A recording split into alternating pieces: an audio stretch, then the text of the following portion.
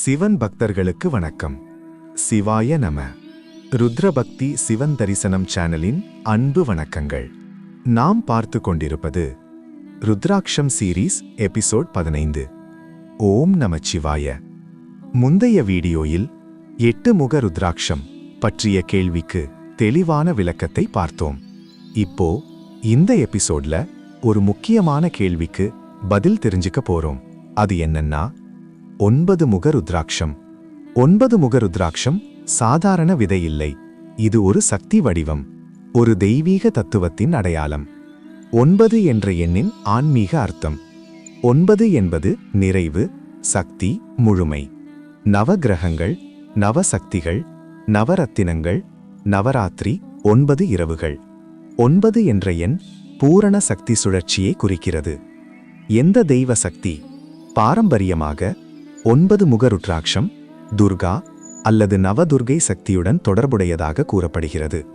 சில மரபுகளில் இது பைரவ தத்துவத்தையும் குறிக்கும் என நம்பப்படுகிறது. அதாவது சக்தி, பாதுகாப்பு, தீவிர ஆற்றல்.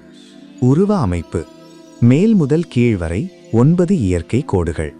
ஆர்டிஃபிஷியல் கார்விங் இல்லாமல் அன்ஈவன் டெக்ஸ்சர். இயற்கை நடுத்துளை. நேபாள் வகை பெரியதும் தெளிவான கோடுகள். இந்தோனேஷியா வகை சிறியது, மென்மையான தோற்றம்.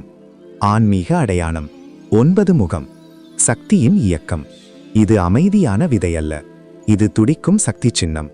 உள்ள பயம் உடைக்கப்படும், உள்ள பலம் எழும் என்ற தத்துவத்தை குறிக்கும். அணியும் மரபு. சுத்தமான நாளில் அணிதல்.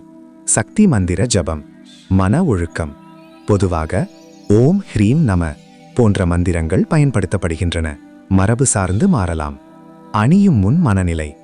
ருத்ராட்சம் அணிவது அதிர்ஷ்டம் பெற அல்ல, அது ஒரு ஆன்மீக ஒழுக்கத்திற்கு சம்மதம்.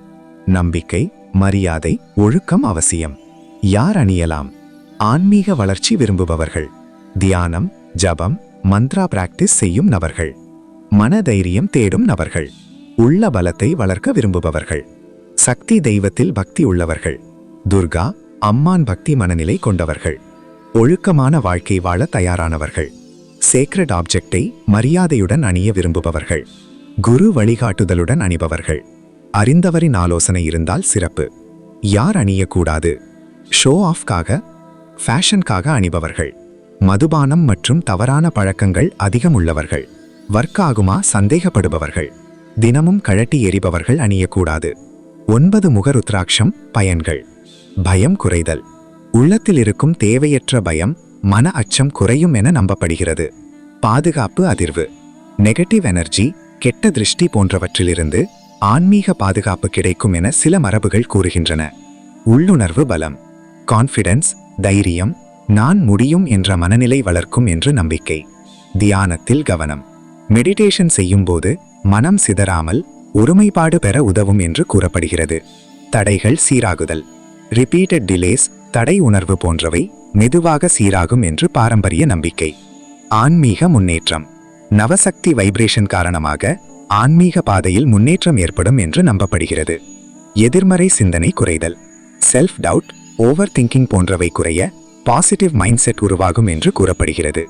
இன்றைய முடிவுரை.